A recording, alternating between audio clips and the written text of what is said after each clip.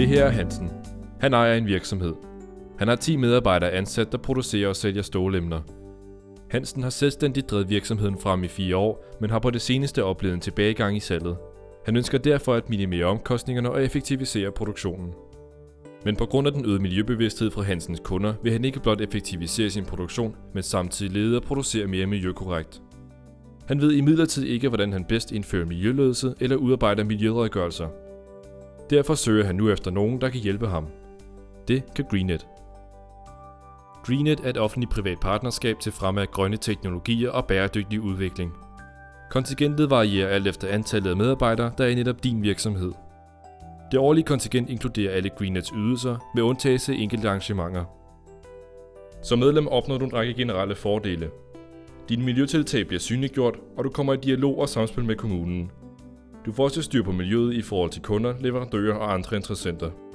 Derudover kan du også netværke med andre aktive virksomheder i miljøområdet, som deltage i kurser, temadage og erfagrupper. Du får også mulighed for at vinde årets miljøpris. Hansen har nu taget kontakt til Greenet og har aftalt et møde. Her forklarer repræsentanten, hvad Greenet kan gøre for ham, og Hansen fortæller, hvilke forventninger han har til Greenet. Repræsentanten har medbragt tal fra Ribe Jernindustri for at vise et eksempel på, hvilke besparelser Hansen kan opnå.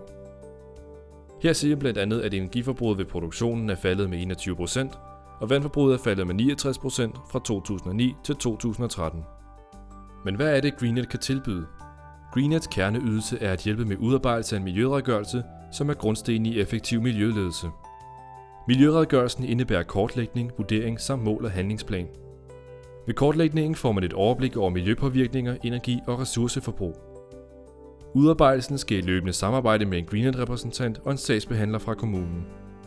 Når miljøredegørelsen er udarbejdet, er det op til den enkelte virksomhed at vurdere, i hvor stort et omfang miljøredegørelsen skal inddrages i det daglige arbejde. Til sidst i forløbet vil et udvalg gennemgå og vurdere redegørelsen, hvor virksomheden herefter vil modtage et miljødiplom fra Greenet. Nu da Hansen har arbejdet mod en mere miljøbevidst virksomhedsprofil samt fået overrakt et miljødiplom, er omkostningerne faldet og omsætningen steget. I fremtiden vil Hansen udarbejde en arbejdsmiljøredegørelse, hvor fokus er på medarbejdernes velvære. Her kan han også få hjælp af Greenet.